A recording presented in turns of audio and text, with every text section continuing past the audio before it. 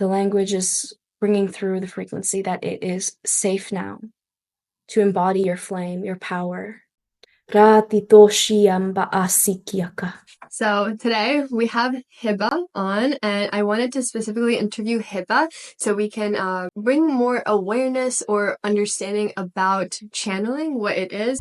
Another soul, I guess, soul transmission. And specifically channeling of light language. Warutu ku suata nayatu kuarte ana swaha. Bayashiseana ashisiki ako aratuambo ashisekeata.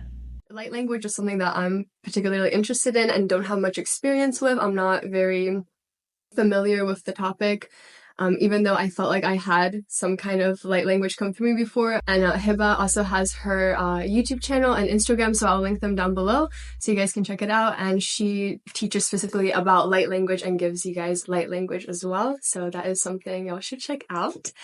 Okay, so Hibah, what is your background with spirituality in general? Did you have a spiritual childhood growing up, or when did you first begin to find your spirituality in life, or however you define spirituality as? So I grew up in a household that was very, not just not religious, but really not into any of that woo-woo kind of, can I say shit on your channel? Or Okay, like, it's fine. I've said multiple words before.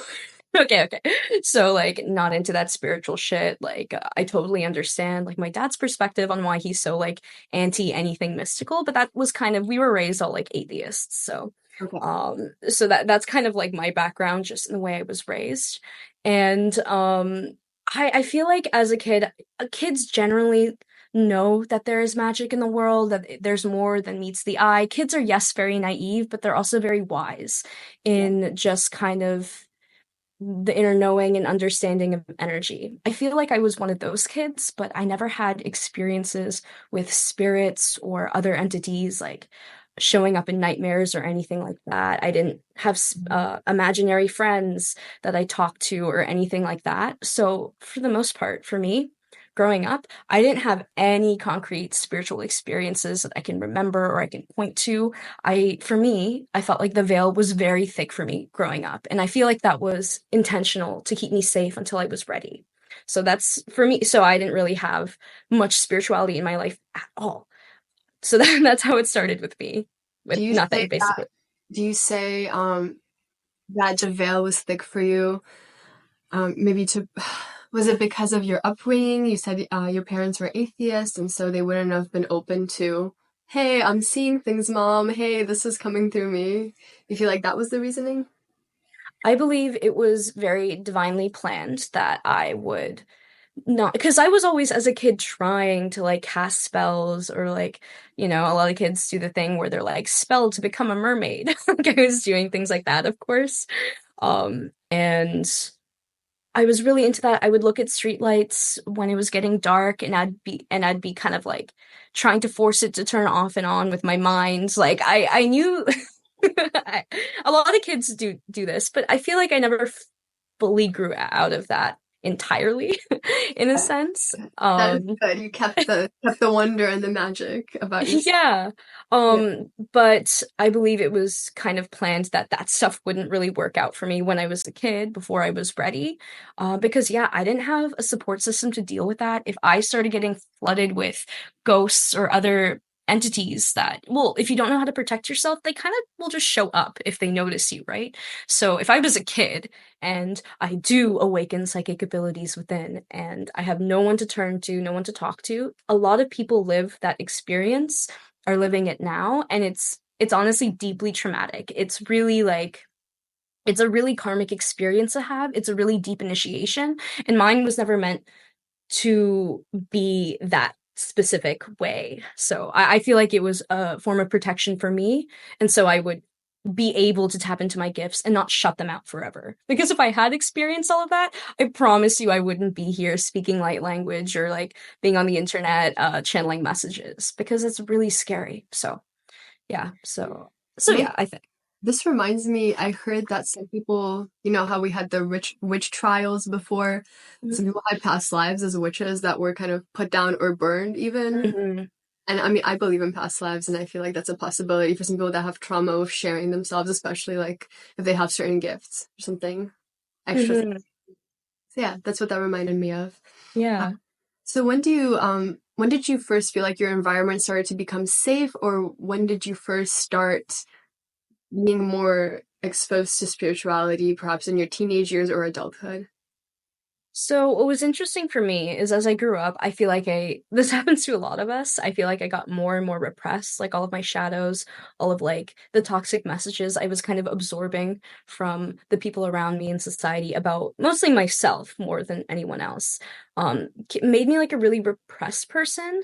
And I don't think there was a point where it necessarily became safe in the sense of how other people were. Other people were other people, but it became safe in the sense that I was now ready to deal with these things coming up. That these protections of like this armor I had built up, it was time for that to slowly kind of come down. And the first time I remember having a spiritual experience was in high school. And I heard like a really strong angel ring. And if you don't know what an angel ring is, it's like a high frequency sound in one or both ears that lasts for like a few seconds and then goes away. It is not tinnitus. It is not like a constant or on and off buzzing in the ear. It's a frequency that comes through and then goes away. You can have I guess, symptoms as well. When you have like an angel ring, maybe you feel something in your heart or in your stomach or solar plexus, chill down your spine. You don't have to, but you can also have like overlaying, I guess, spiritual symptoms as well. And I remember I got this angel ring and I was like, oh, that's interesting.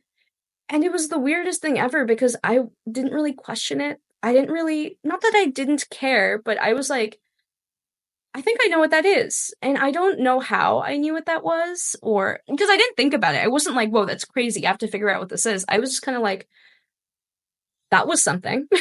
Is And then, like familiar to you in a way? yeah, it was like I always expected something like that to happen, and it just hadn't yet until it did. And it was Wow. a very casual, like, oh, okay. And then I always since I was growing up researching spiritual stuff. So maybe I was familiar with the concept of an angel ring before it happened, so that might have been also why I was more chill about it. But yeah, it didn't really cause alarm for me because I was ready for it and I was just like, "Oh, cool. Spirit guides, I guess. Or not, whatever. I'm an atheist." It was still me like with this cognitive dissonance still happening. Um Like I'm not sure. Like there's something there, but it could be like explained away, kind of it's thing. like, yeah, I was like, well, I've always believed in incarnation and magic, and even when I'm like, oh, I don't believe in that, I secretly always kind of did. um, so, um, yeah, but at the same time, I was like, I have this identity of being like, I want to be a logical person because I'm kind of like insecure about my intelligence. It's like, no, I'm a logical person, you know. Religion is so horrible; it's hurt so many people that I'm not going to fall for anything like similar, you know, kind of stuff. Yeah. And also, if you're hearing things, you're probably crazy. So you should just like not think about that too much. And while all of these things are going on in the front of my brain, I am still watching YouTube videos about spirituality, about starseed like things, like people who incarnate from other star systems, from other like extraterrestrial like races and stuff. And I'm watching it being like, this bitch is crazy when I'm seeing people talk about their How old, experiences. how old were you when you heard the ringing in your ear? I was probably like 15, I think. Probably 15, yeah. Um, around Looking that age. so what would you consider an angel? So you call it an angel ring. Now, and does this have to be an angel-like presence, or can it be a spirit guide, or what? Do you know what it is specifically for you? Sure. So, it true generally it's just my guides. It doesn't really matter who it is specifically. Like different beings will have a different resonance and frequency. So some will be lower, some will be quieter, some will be louder and higher pitched. And I've heard different pitches, and those usually kind of indicate the frequency of what's coming in. But don't be scared if it's like a lower one, because lower ones aren't necessarily like evil or anything. If it's still a high frequency coming in through your ears, that seems like a good sign to me. I've had those, and it hasn't been nothing scary happened after, so that's just my experience. But it can be any higher vibrational being that is on your team or wants to connect with you. So it doesn't have to be an angel. It can be a galactic being. It could be an animal guide. It could be really whatever. So. Okay. So after that first time when you were 15, you had that ringing in your ear. After that point, you had it happen a couple times over. Yeah, then it happened like I think like one or two times more in high school, and I was like, "Oh, cool, it happened again." And now I like genuinely know what this is. Oh, and then I was like, "Oh, maybe I have spirit guides," and was getting more into that. I slowly was kind of getting into tarot later in high school. I also would throw the bones and do tarot readings and stuff for people. I wasn't necessarily very good at the tarot readings to start, but that's also the practice. So if anyone at home is feeling a bit insecure about their abilities or getting into this stuff, you don't have to be right away. You need to be wrong and make mistakes to learn. That doesn't mean you're not a spiritual person. It's a practice. It's called practice for a reason. So Yeah, just like not learning anything, right? yeah, just like be honest with the people you're doing readings for, right? Or channeling for and be like, "Hey, I'm still learning. I'm trying to develop these skills. Would it be okay if I practice on you by giving you a reading?" Then it's fine. Then it doesn't matter if you make a mistake because you're practicing. So, I just wanted to put that out there for anyone who needed it. And But when do you, so I just want to ask a question. When do you feel like your, I guess, intuition is really connected and you can really channel clearly? Yeah, so first of all, it can take time to get to a point where you feel like confident enough to, stand there and be like, this being told me this, or I channeled this for my guides. Because of course, no one or most people don't really want to mislead anyone. And for me, the knowingness was the push coming from my guides saying, you don't need to be perfect and have like, for instance, my clairaudience isn't amazing. I receive in other ways that are very potent and get me the answers I'm looking for. But unlike other, I guess, spiritual people, I don't hear voices like all the time or anything like that. Sometimes, but it's not like my main gift. And they were like, you don't have to be perfect to share your message and share your frequency. But to more specifically answer your question, it is usually a push from spirit telling you, okay, it's time to go, time to share this. Um, and the knowingness doesn't come from here, it comes from the heart space or lower even. Like it's a gut feeling or something in your heart. Like literally, you physically feel it lower, not higher. Okay. If you're feeling it up here, that's probably your ego. So Mhm.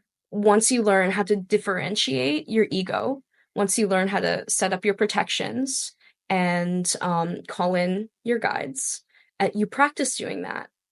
And the best thing too is practice on friends, family if you can, and if not, just maybe find other people online you can practice with.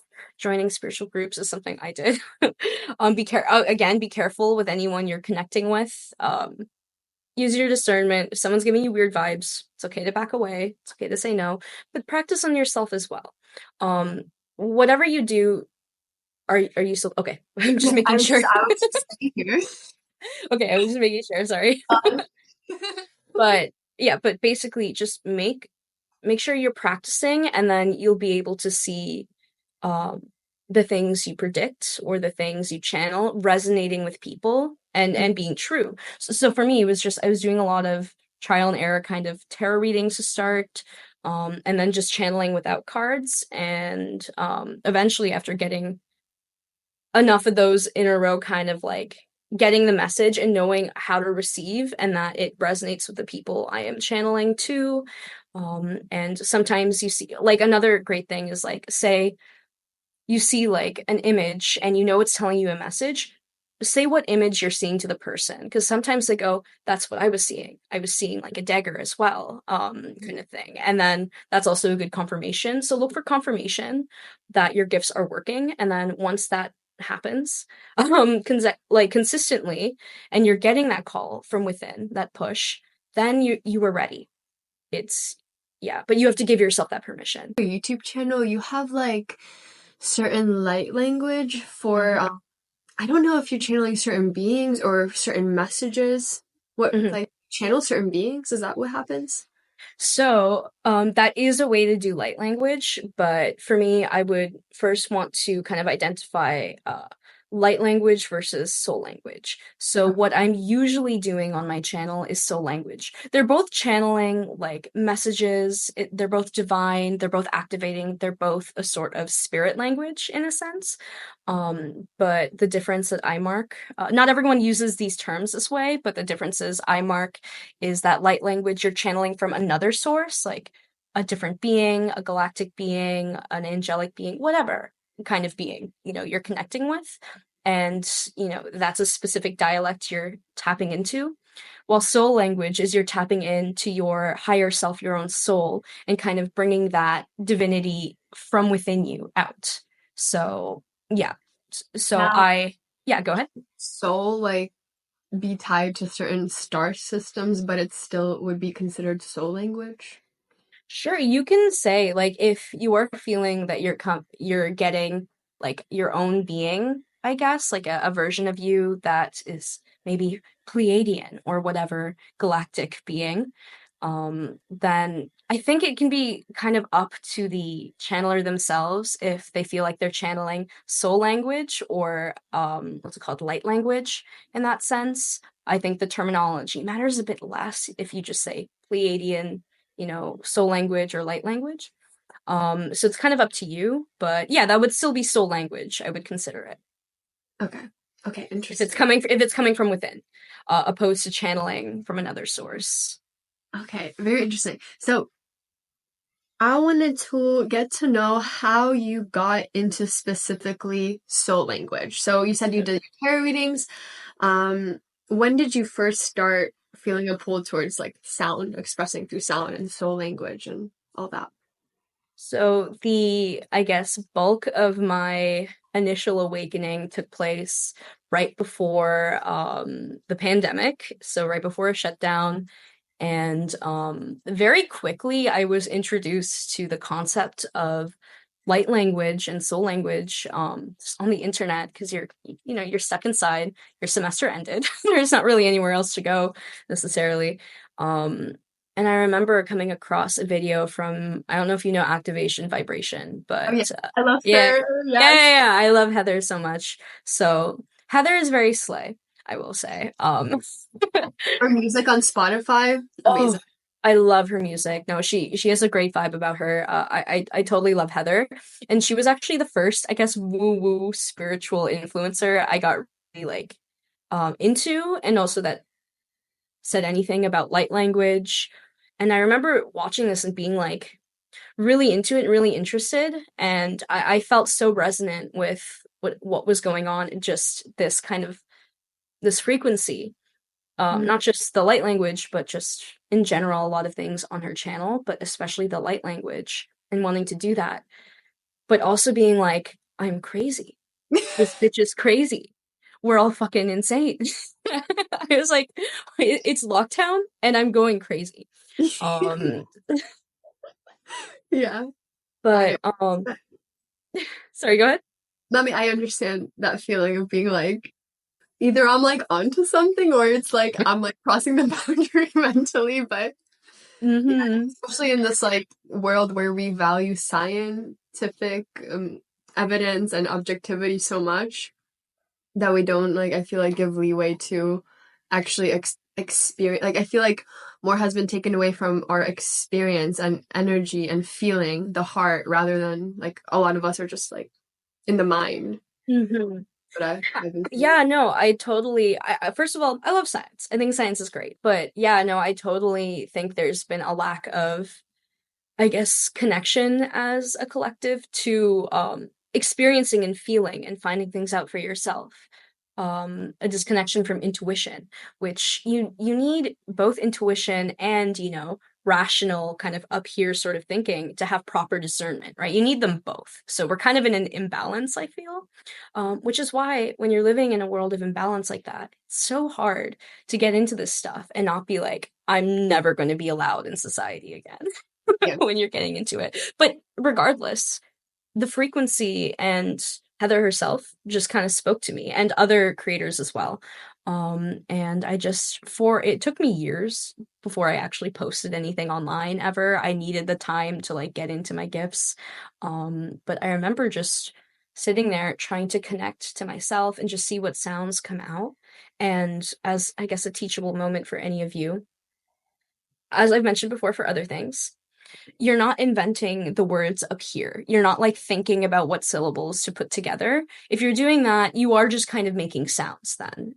The difference between that and light language is when you come down here, you focus in on the heart and you do not think about it. Don't think about it, just let the sounds come out. When you start, it might be the same syllable over and over and over again because you are working these spiritual muscles and you are releasing energy. So when you are releasing energy, sometimes you need a bunch of the same kind of harsh syllable over and over and over to kind of clear, especially the block with expressing yourself, right? And you're expressing yourself in such a raw way. Sometimes it will be a syllable over and over and over. The point is not to judge, but also not to think about it and just let it come through. And I then think there's no right or wrong way to have this like light language come through when you're just allowing tapping into your heart and just allowing the sound to come through. It's not like it's supposed to sound a certain way, right? no, there's many different dialects and languages within light and soul language that like not everyone's I guess language is going to sound the same. They might sound similar if you are channeling maybe the same galactic frequency, but even then there's different dialects. And through people's different like voices and vocal cords, they'll come out differently as well. You know, some people can pronounce certain words, some can't. So things like that might affect it as well. So always give grace for the differences we all have as humans and as beings in general, but there isn't a right way to do it. It's just don't think about it and let it come out, and you might not know what you're channeling to begin with. That is okay. It's probably soul language to start. It's probably coming from you to start, which is still very divine and potent. But as you get into spiritual practices and meditate, you will eventually be able to kind of translate what is coming through and more so be able to tell exactly the frequencies instead of just feeling them. Okay, interesting. So, from my own experience, so I actually first started having some kind of like sound come through me that I did not understand. Basically, when I was taking Hape, so like shamanic stuff into my Mhm. nose, it's kind of like I don't know if you know what Hape is. So I would take it, and then I would have a lot of emotion I was feeling in my body, and it almost felt like, well, I just started humming first, but then it almost felt like I needed to make different kinds of like sounds like coming through me to be able to like have that emotion go through and alchemize that emotion for myself. So that's kind of the way I've been using sound. Now, I don't know if you would consider that soul language or not. No, I definitely do. And I like that is the core of it, really. Like you just let the sounds come out and use the sounds for healing, right? Or some kind of, positive intention. So, yeah, just don't judge what comes out. Just let it come out. Because if you start judging it, you're going to try and change it and make it sound pretty. And your language might not be pretty. And that's okay. It has a specific purpose. So just, yeah. And everything is vibration and frequency. So Yeah. you also mentioned that you found mentors to guide you along your journey towards like developing your light language. Could you share a little bit more about just the process of finding mentors and how they helped you? Yes. So one lesson you'll have to learn while going through like a spiritual experience is discernment. Because if you're alone and you have no help, it is really hard to kind of to go through any kind of spiritual symptoms by yourself. Like I had a period of time where I didn't know that I should or how to protect myself. So I did get psychically attacked like during 2020 as I got more into my spiritual gifts, and I couldn't, or I felt like I couldn't stop it. I had no idea how. So I personally believe it is really important to try and connect with the spiritual community online in any way you can and try and find mentors. You might not be able to what's it called, get one right away, whether financial or otherwise. So that's okay. You don't necessarily need to find like someone that you need to pay one on one. By mentors, I also mean like people online who give their wisdom freely, right? YouTube channels, things like that. But make sure you're checking in and like getting guidance from somewhere and that you're feeling into whether that guidance feels good, feels like it's meant for you. And maybe if it's a bit triggering, having the knowingness to sit with that and see why. Is it triggering because maybe it's not good for you right now? Maybe it's not really the right vibe this person should be having, that they should be sharing on this channel? Or is it maybe just not, or is it maybe just a bit triggering because it's relevant, right? So you will develop these skills as you try and find a mentor yourself. I was very lucky that the mentors I had were exactly what I needed at that time. so, um, so I do want to say that if you're lost, for me, it was really, really, really important to have another person with the same kind of spiritual, not necessarily same spiritual beliefs or feelings, but who knew what I was talking about and who got me when I was talking about, my experiences. So yeah, no, there's a lot out there. Just I do want to give a little warning. Cults are real, and be very, very careful who you work with. And if someone is trying to take away your power or act like they know better than you, they are not they are not someone you should work with. If their messages are all about like escapism, basically like getting off the planet, physically leaving the planet to go to 5D or whatever, like it's not about leaving this earth, in my opinion. Everyone's free to have their own beliefs about that, but it's about like being here and all of us rising together, and it's about togetherness, unity. And if they say these things but then lash out or otherwise putting people down, just be careful is all I'm saying. There's lots of great places, people, and experiences to be had in the spiritual context, but be careful. Just Yeah. don't let anyone override your own personal knowing is all I'm saying. So. Yes, yes. The intuition, and the intuition can be very subtle sometimes. Sometimes it's like a really poignant gut feeling, but sometimes it's very like subtle, and you gotta Mm-hmm. follow that. Another thing I wanted to ask you, you mentioned that you underwent a psychic attack, and I was curious about, how did you know first that it was a psychic attack, and how did it feel like? Okay, yeah. I actually love telling this story because it's so like freaky, I think. Like especially people who have never experienced this, because I'm going to be honest, compared to some of the stories I've heard, I'm very glad my experience was like exactly what it was and nothing more. But when you talk to, I guess, non-spiritual people about your like psychic attack experience, they're just like, what the fuck? They're like, I don't really see why you would want to be spiritual. Because you don't have to be attacked, is why.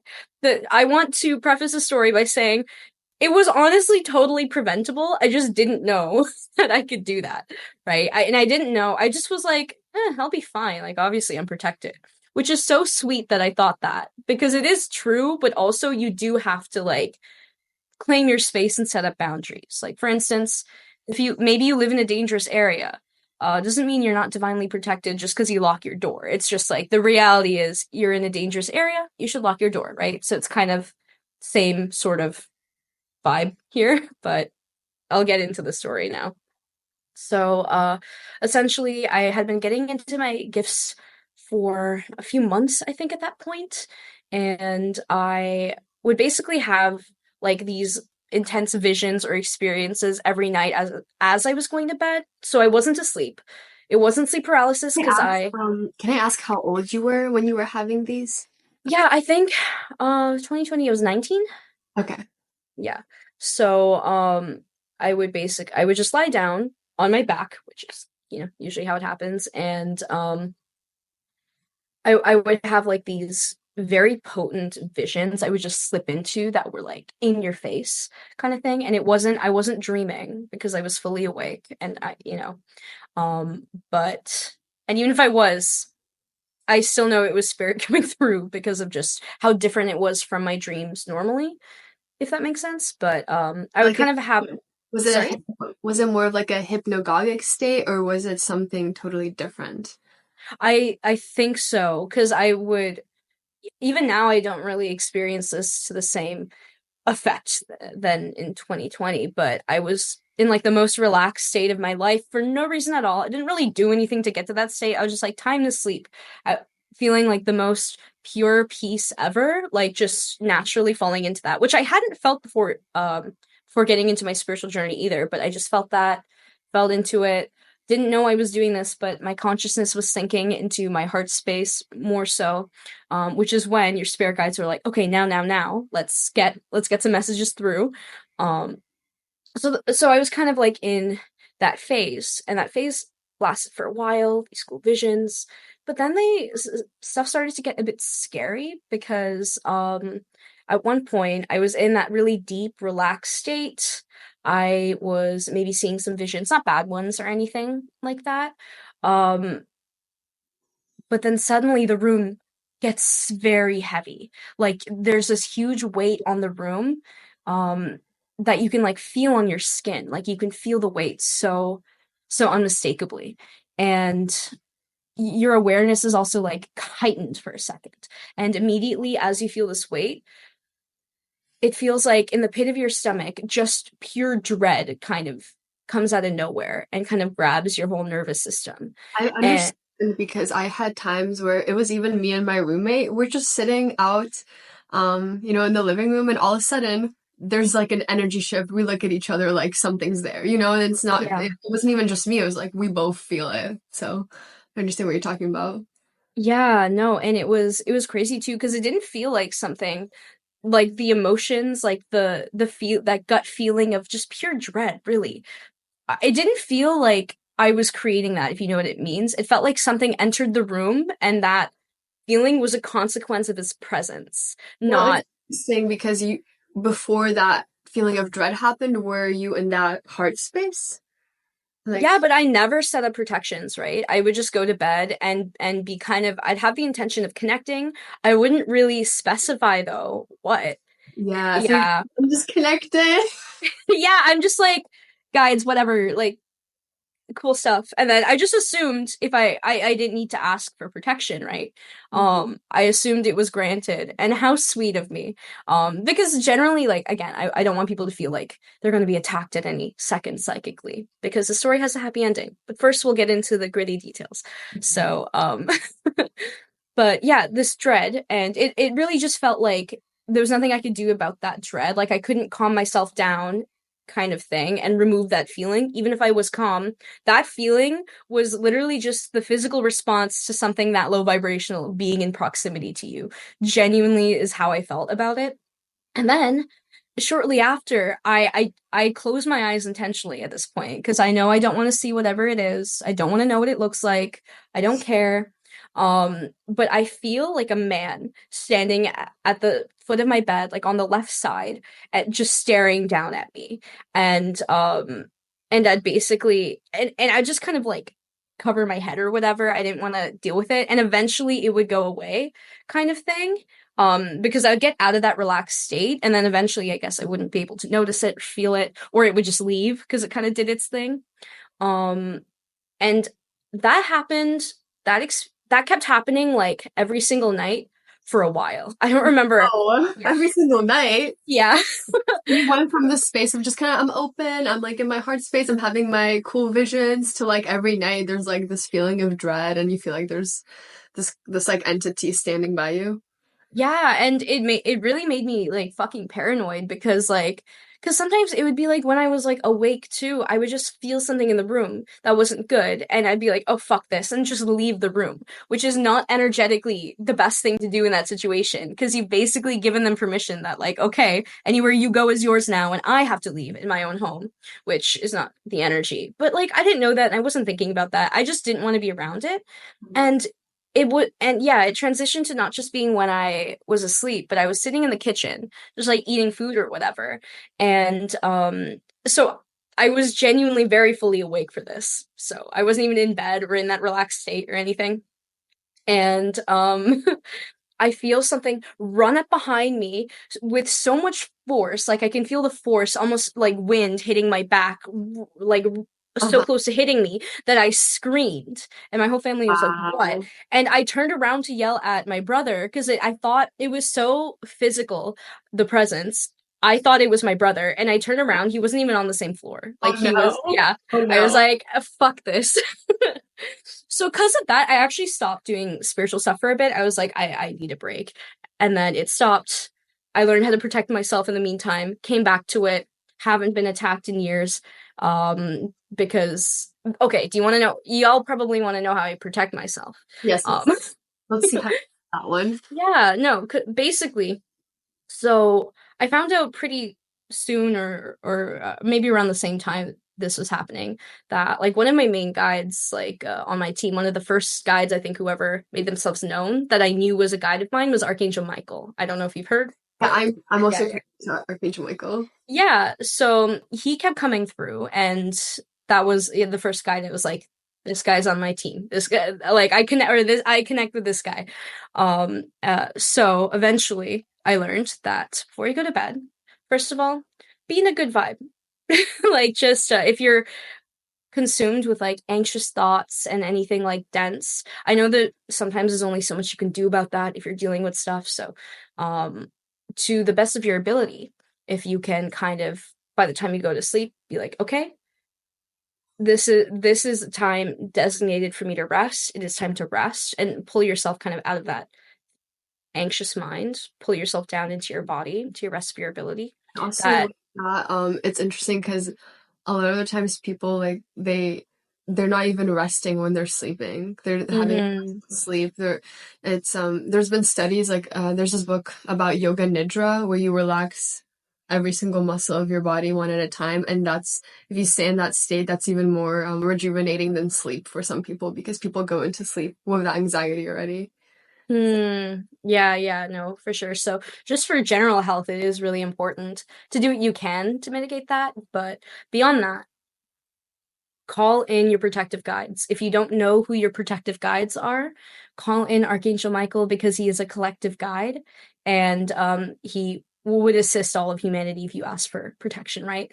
So basically, I call Archangel Michael in and I ask him to protect both my body and my spirit while I'm asleep, to clear my room of any energies that aren't aligned with my highest good, the highest good of all, and to clear anything that isn't aligned with a frequency that's higher than my own, and declare that anything else cannot exist in the space, whether that's in my room, my my floor, my building, my entire property. It basically declare that it has to leave, and cannot exist in the space with you, because it's yours, for the entire night. And it doesn't have to be super complicated. It can just be that, and it's done. I usually call in my own higher self, because she has very protective energy, and another animal guide who's good for uh, things that might need to be chased away a little bit. So I call in those three usually, ask them for the same thing, protection. I imagine like light, usually blue light because it's Archangel Michael, but golden light is really good as well, or green light, feel into it, to just kind of start from you and clear your entire building, your entire space, the entire property, so that it's only this high vibrational energy can be allowed in or near you. So yeah, that. And then since I started doing that, I don't always do the light thing, but you can just do it in your head, so it's doesn't take that much time. But now that I do some form of that every night, I never get attacked. I never ever get attacked. So It's very interesting. So how I've been it's interesting because how I've been going about this. Now, I use certain plants, like for example, tobacco mapacho is very good for just cleansing, blowing on myself, getting rid of the energies, because it is an important thing to get rid of those energies that you accumulate. Some people are even more vulnerable or sensitive to accumulating those energies, right? So I mhm. use that. Sometimes selenite crystal, or I have like agua florida. So I like using those kind of external things.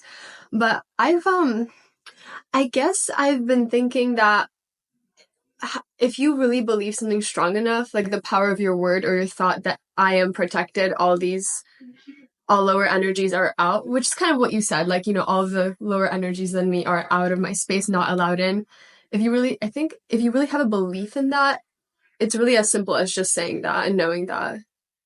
What do you think?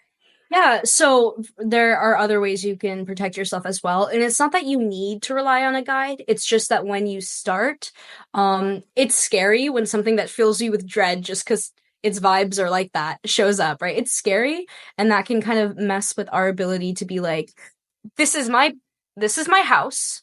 I own it, I pay rent, I whatever. You cannot be here, you have to leave. It can be really hard to do that in the moment if you're not used to it. And you're afraid, right? So there is no shame at all in calling in support. That's why it's there. It is okay to have support, but yes, you can tell something. Like if there's a poltergeist and they're like, or a ghost or something, and you can communicate with it. It's good to call backup just in case, like just have Archangel Michael or another guide there. But you can just be like, hey, like I understand you want to be here, but you have to leave. Your choice is to cross over into the light or go somewhere else, but you're not staying here, right? You can do that yourself. You don't need to call in another guy to do it for you. And no one can do it for you. You still have to be the one being like, you still have to be like, get out of here, or Archangel Michael, get this thing out of here, but it has to come from you, right? Mhm. So Yeah, yeah, so I think a your boundary. way of doing so I think your way of doing it is all about boundaries and that presence. Your way is totally valid and totally works. It just depends, Right. on the scenario. Everybody has different tools and different like relationships with your guides, with this guide, with whatever. Yeah. Come through. Yeah. Hmm. So I wanted to ask, how have, if at all, or to what degree have psychedelics played a role in your spiritual awakening or possibly acted as a spiritual catalyst? And how would you compare like these psychedelic experiences to the visions you were having when you were in that relaxed state? We can break it down into two questions. I know it's kind of a lot. So this might be shocking, but the visions I had in my relaxed state, or even just my regular dreams, which are super vivid and super crazy, they're basically psychedelic, right? Gosh, in my And last dream, last night I was taking mushrooms in my dream. Like, I've had dreams like that. I had dreams where I was like high on something, or like somebody injected me with something, and now I'm like on, you know. it's really But weird. yeah, oh my gosh. No, but so those visual experiences were far greater than anything I've had on any drug, because like first of all, I don't really dose very high. I can get really physically overstimulated, and also the acid in Canada I've heard is like not strong. So like I didn't have a high dose. You um did you feel like you didn't really have much hallucinations or sorry, visuals, you know? it's I stuff was happening, but I've had more visuals on shrooms than I did on my first acid trip. But What it was was interesting. Sorry. what was the dosage of acid or shrooms that you've had? So it was one tab, but it was Canadian, one Canadian tab. So apparently it's like less good, is what I've heard. But so that for acid, and then shrooms, I think I've like microdosed, but I've also had like 2 grams, and then Yeah. I might have taken like 3 grams. I meant to take 2.5. I think I might have taken 3 or 3.5 because my scale is kind of broken. Okay. Um, So and I that mean was like, that's a pretty tripping dose, like a middle tripping dose, I would say. yeah. I mean, some people do like heroic doses and stuff, so I've never done any of that. So I've done like the lower to mid kind of range, and it actually wasn't comparable to the visions I've had like sober. Wow. So so I don't know what that's about. But just So because they were like clear, like everything was crisp and you could see it like fully. It was like remote viewing is what it was. okay. Um so it's just different, but also I haven't done any heroic doses because I'm sure that would have been way more than the visuals would have been more than what I usually Yeah. experience channeling. But yes, to answer your question, which Yes, which was was so there was a two-part question. So the first part was, how have psychedelics affected your spiritual journey? oh right, okay.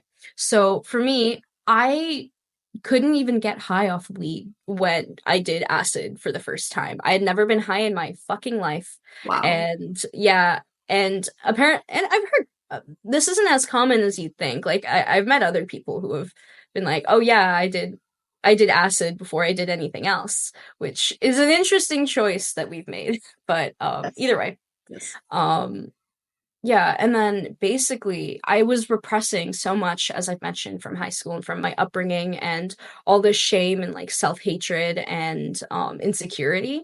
But more than that, the fact that I couldn't even express it or like admit it, like I had no one to talk to like most of my life about anything. So it was just kind of like literally stuck in my throat chakra.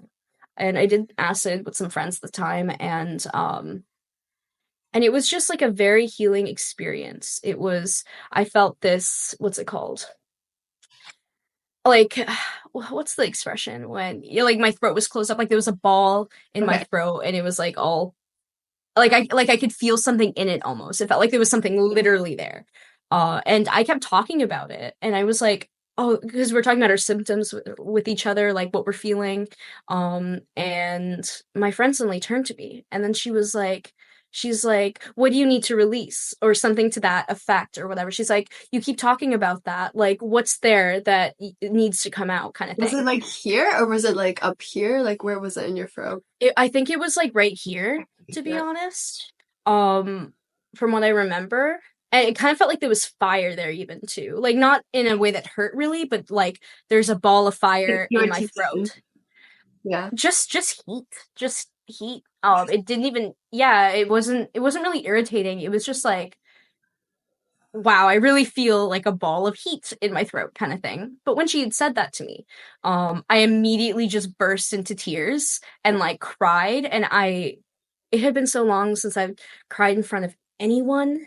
Because I repressed like the emotional part of myself so bad for so many years because I grew up being like too sensitive and crying too much. So I tried to undo that, I used right? to cry a lot when I was little too. Yeah. Oh my Parents be God. like, why are you reading the vacation again? I know, and people fucking hated me because I literally like cry about everything. So, so, so repressing from that. I went a bit too far to the other side now. But I just started crying, and it felt really. I felt like I released something. I didn't really know in words what it was, but like I really just released a ton of energy, and then the feeling in my throat was totally gone. There was no more heat or fire, and then basically the trip otherwise was pretty normal, pretty like it was us connecting and being a bit weird. Um I'm just, yeah, so that was that. But it was more so what happened after. Suddenly I could get high on other stuff now. You had some Yeah. kind of release blockage, I don't know, from your throat. Very interesting. Yeah, which makes sense for me now, like why it was in my throat and like it definitely struggled a lot. I've struggled a lot with like people pleasing and wanting to be the perfect version of myself and trying to like control what I say. So, things like that. It made perfect sense. All the emotion I had was like hiding was just sitting in my throat because I was never able to express what I was feeling when I should have. So, that's kind of my understanding of what that was. But it was more so that kind of was more of a bigger catalyst in my awakening because the next day I'm not high anymore. But I'm feeling pretty good. I'm a bit like groggy, I have a bit of a headache, whatever. I get into class. Oh my gosh, wait, did you just have something in your room? Oh, did you see an orb? Yeah. Okay. But yeah, what was significant about the acid experience was what happened in class the next day. I'm just kind of sitting in class and it's like a humanities class. I don't really remember what they were talking about, but like ancient culture, ancient religion, something like that, like biblical, I'm thinking. Um but I remember because I'm truly not really paying attention. Um and suddenly I start to feel like this growing awareness that like like there's something I should be waiting for. And my professor is still talking and she does something really weird. She's writing like a date and like a time like back in the day.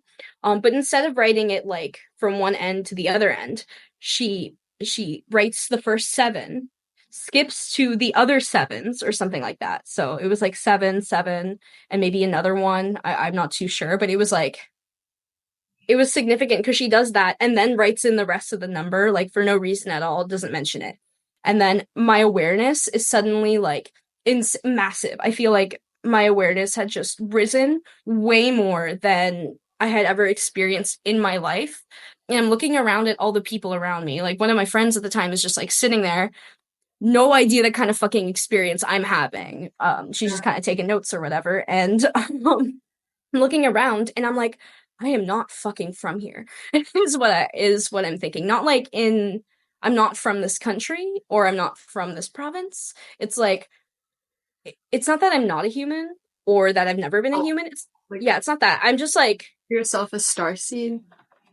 I do. I think I've had incarnations on this planet or whatever, but it was the understanding that like I am not just a human in a body and that like there's something different like and I'm looking at everyone and I have this knowing that I was sent here to help them, to help everyone, whoever I can kind of thing. Like not like an ego sense of oh I'm so important and powerful. I'm going to everyone's gonna need me. It wasn't about that. It was that I'm here to help like humanity in the way that I can. Like, Yeah, and I've never felt that so strongly about anything. And I was hearing angel rings really loud while this awareness was happening. And then yeah, and then you feel amazing afterwards. I felt like this is so much more energetic and confident for like I don't know an hour or so afterwards before returning to normal. Like so, I was so sure of what I experienced. So that was like my first. This is real, and this is my shit now. it's important. It's not egotistical at all to realize that you're here to help, because if you don't have that realization, then you're not even going to realize what you're here for, and you're all these people are not going to receive the energy from you. You know, Mhm. and then they're not Yeah. gonna they're gonna they're not gonna have your help to step into what their power is, and it's like a Mhm. kind of catalyst effect. It's not about you being this person, it's about what the effect is in a way. Yeah, no, for sure. And it was just really special because I felt like I'm supposed to bring down something was like a very specific thing I was feeling like there is knowledge from somewhere else I'm supposed to bring to y'all, like to humankind, and like this understanding that we are literally animals in an evolutionary process right now, and I'm here to help with that evolution is kind of animals not in like a lower negative way, not to shit on humans, just as like it's true. We are animals evolving into a higher consciousness. And I'm here to help. So that's Beautiful. kind of yeah. Okay, so I wanted to ask, because about when you lay down, and so that time you explained, when you were about 19 and you were laying down and you were having those visions come in, and then at one point you had that psychic attack, but before you were just having those crystal clear images, more clear than your psychedelic experiences. Now, do you have visuals like that when you do channel? Like you do your artworks, you do the soul language, do you experience any visuals like that, or how does that come through? What kind of psychic centers are most active for you? Like for me, so that level of clarity is for most people not sustainable like constantly through for every single time they channel. You can get the same information without that basically like remote viewing kind of experience that I was like almost in a hypnotic state to experience that. But I do see visuals when I channel, like every time I channel. So but usually I see symbols and things like that. And you see it usually in your mind's eye, not like your physical eyes. You can see things physically, certain things, like people see light orbs and whatnot, or like shadow things. You can, but when you're channeling, it's generally easier if you have a clearer channel. They just show you things like images in your mind. It's not the same as making it up again, but because again it just shows up, it's not like you've put it together. So for me when I'm channeling my paintings or anything really. Okay, sorry, there's me trying to bring the clarity. Okay, there you go. I think. Nice. Okay, Yeah, yes. but for me my strongest centers are seeing, knowing, and feeling. So I'll intuitively like I'll feel messages kind of download in. I'll just know things like spontaneously. And mostly I see things like they'll show me symbols and I'll just know what those symbols mean. I know. Usually will try and show you things that you can understand because you can only channel so much as you understand. Otherwise, message gets lost and you're like, I'm seeing this thing I do not understand. Some people are really good at channeling that kind of information because they have more of a propensity to understand things that are a bit beyond what humans are used to. And some channelers are more grounded. They bring you a more earthy presence, it's more understandable. It's more one on it feels more like okay, this makes perfect sense to my human. It's very practical and I know how to do this. So each channeler is still a person and has their frequency, and the frequency will affect which beings from another person's guides or which beings in general are connecting to you, which is why it's important to have a high frequency so you know what you're connecting to. But still everyone's different. So for me, when I'm channeling, I usually they'll show me symbols that I have a specific meaning for. Like for instance, vines. Vines mean something very specific to me. That doesn't necessarily, what's it called? It might not mean the same thing for another person, but once I say the vines and then I explain what they mean, the other person's like, "Oh my God, that's so crazy, XYZ." Right? So basically, for you and everyone at home, I would like to first kind of like guide, not like a meditation, but just kind of bring us into a state to receive the soul language. I will be doing an activating soul language.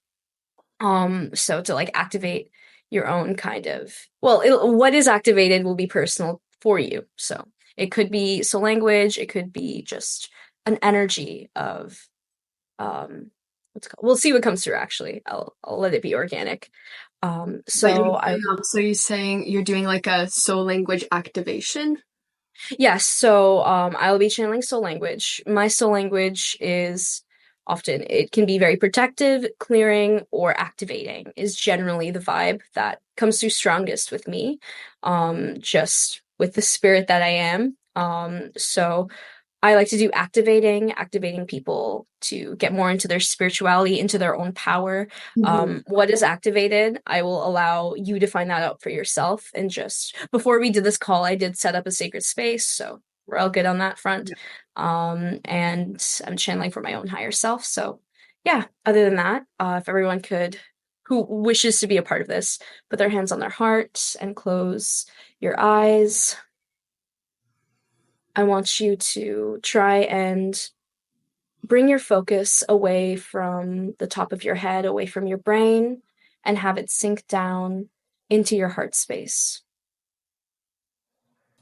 To best receive this, I want you to first consent to receiving the activation that comes through and to focus on receiving it through the heart space.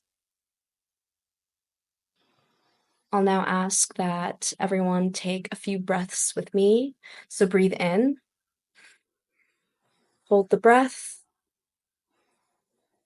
and breathe out. Breathe in life force, hold the breath, and breathe out anything dense or that is no longer yours.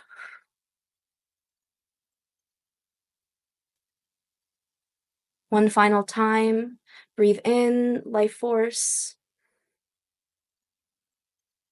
hold it, and now breathe out anything you wish to release. So now we are clear, we are connected, and we are ready to receive this activation. Rate tokua a shi semba su uar a shikiaka. Raya nawa su te anda are ke to simba a shuare. Betua tanda a uare e shikia seha har kotoa.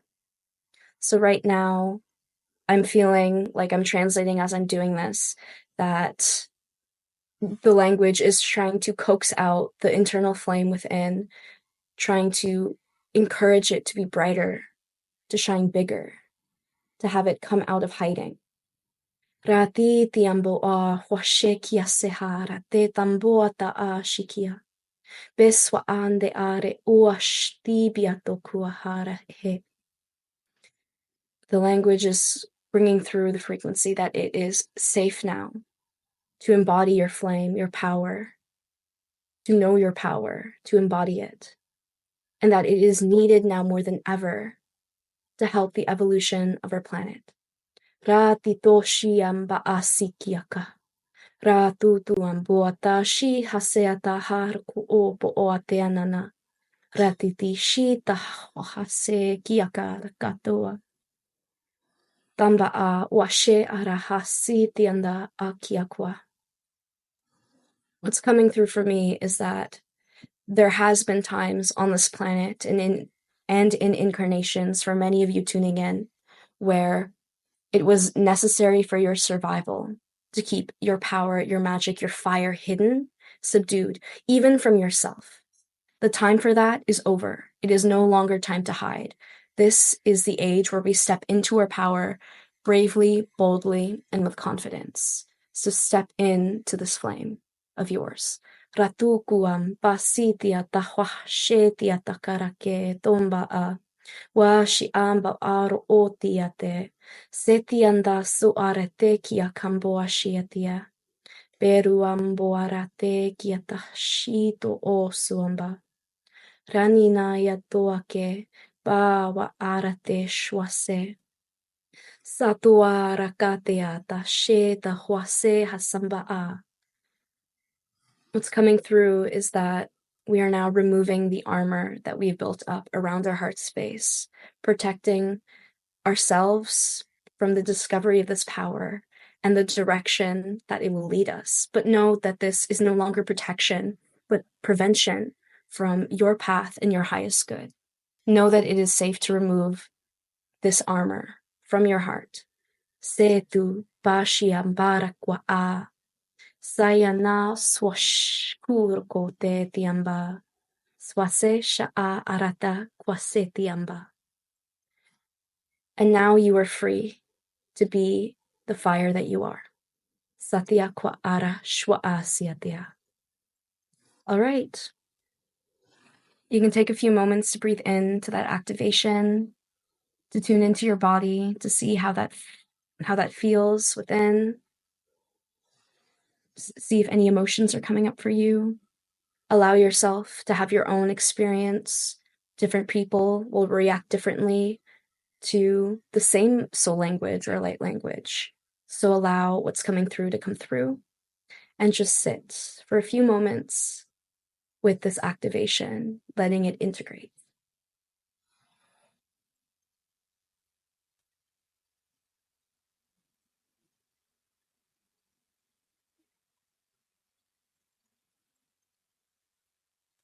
And that was the transmission. Oh my goodness. Yeah, I feel like I went somewhere else. So when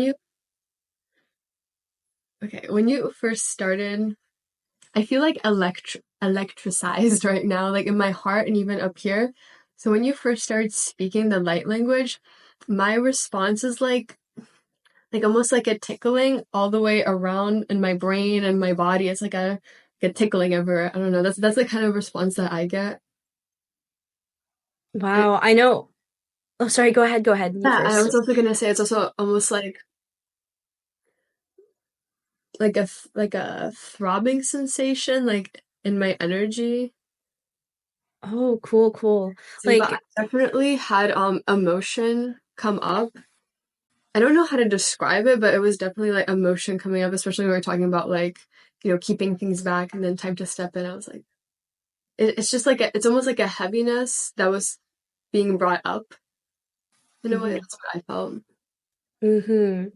No, that's really powerful. Thank you for sharing that. And I want you to know it's not uncommon to feel like I know what you mean by the tickling. When I was first awakening, I had those feelings like all the time when I was tuning into light language and things like that. People or someone has commented before on my channel that they like felt, I think, something similar listening to the language. So that's super cool. It means you were totally receiving.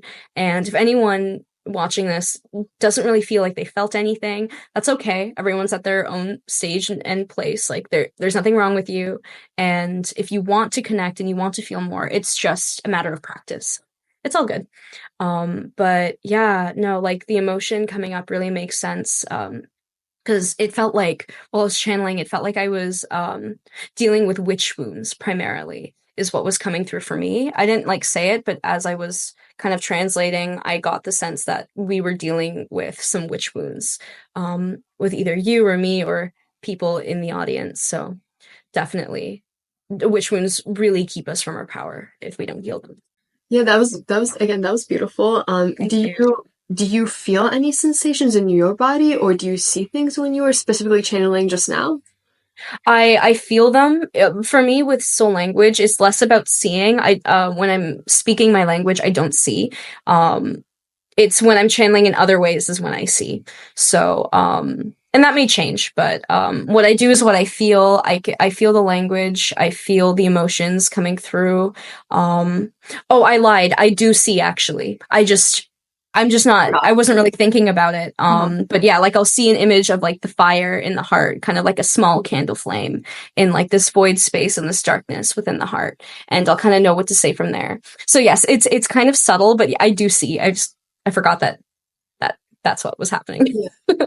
but but mostly I'm very focused in the feeling place. Like I feel my body mostly and just the frequency that's coming out and it's like very connected to the throat chakra. Like I just know what to say, both with the soul language, but also with the translation that's coming through.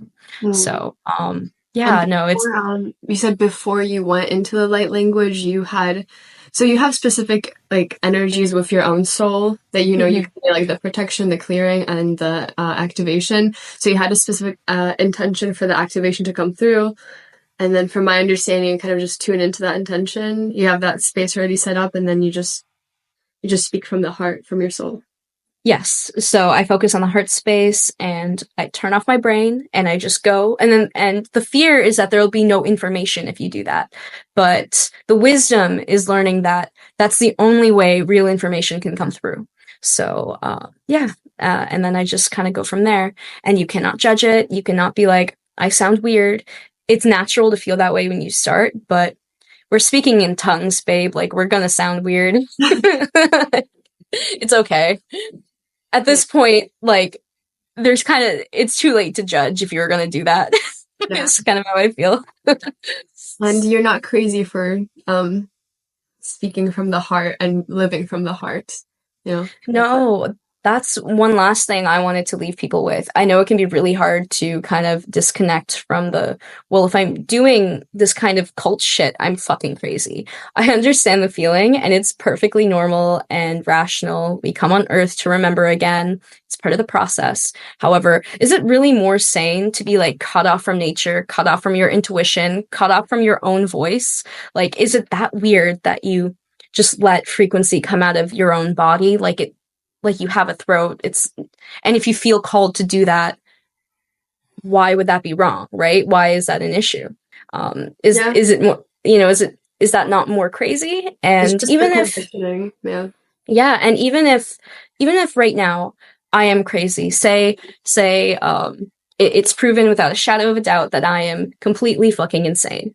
Well, compared to other people who I say this with absolute love and knowing that everyone is where they should be and everyone is on their own divine path, even if it looks different.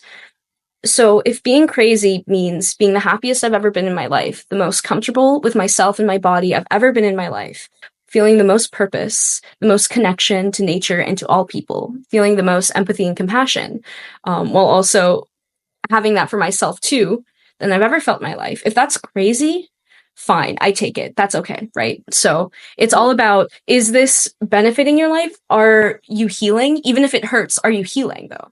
That's kind of, are you growing? Are you evolving? If the answer is yes, then does it matter if you're crazy?